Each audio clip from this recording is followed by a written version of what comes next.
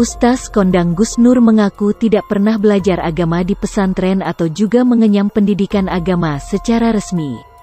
Tapi Gus Nur mengaku langsung dikasih oleh Allah kemampuan ceramah dan menghasilkan uang. Saya nggak pernah mondok, tapi saya dikasih Allah skill pintar cari uang. Makanya saya bisa bangun pesantren 3 lantai, 300 santri gratis semua, saya tanggung semua biayanya, ustaz-ustaznya juga itu.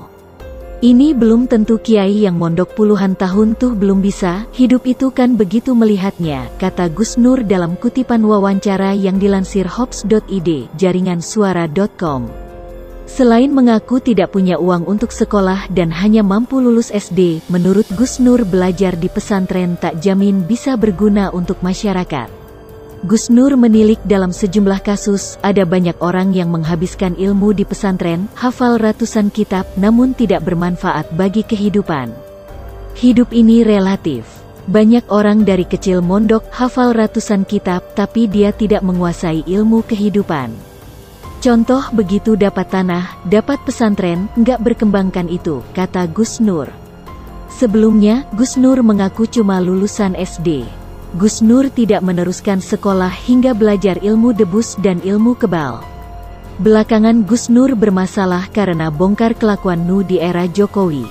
Hingga Gus Nur ditangkap. Lelaki bernama Sugi Nur Raharjo ini kontroversi dengan menyandang ustaz hingga keliling ke berbagai daerah untuk berceramah. Ternyata Gus Nur tidak pernah belajar ilmu agama formal di pesantren.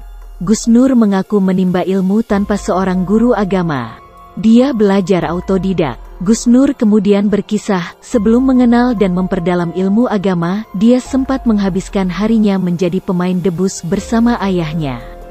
Itulah mengapa dia mengaku tidak punya waktu mengenyam pendidikan formal dan hanya menyelesaikan sekolah hingga bangku SD. Gus Nur menjelaskan, dirinya meninggalkan karir sebagai pemain debus setelah ayahnya wafat. Dari situ, dia mengaku baru mulai menekuni agama Islam. Meski demikian, ilmu debus tidak sepenuhnya dia tinggalkan. Gus Nur kemudian memanfaatkan ilmu debusnya untuk media dakwah. Nah, setelah Abah wafat, saya buang semua ilmu debus, saya mulai menekuni agama. Cuma satu yang saya tidak bisa buang, ilmu, dikubur hidup-hidup. Diseret mobil, kebal mercon, disetrika, apalah itu bisa saya buang. Tinggal satu yang nggak bisa, ilmu dikubur, hidup-hidup, jelasnya.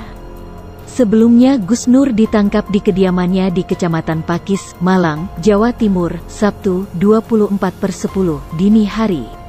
Dari kediamannya, Gus Nur langsung dibawa ke Bareskrim Polri, Jakarta.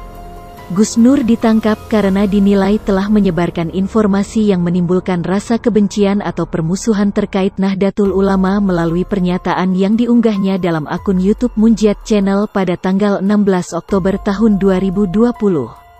Sejak hari Minggu, 25/10, tersangka Gus Nur telah ditahan di rutan Bareskrim Polri selama 20 hari berikutnya.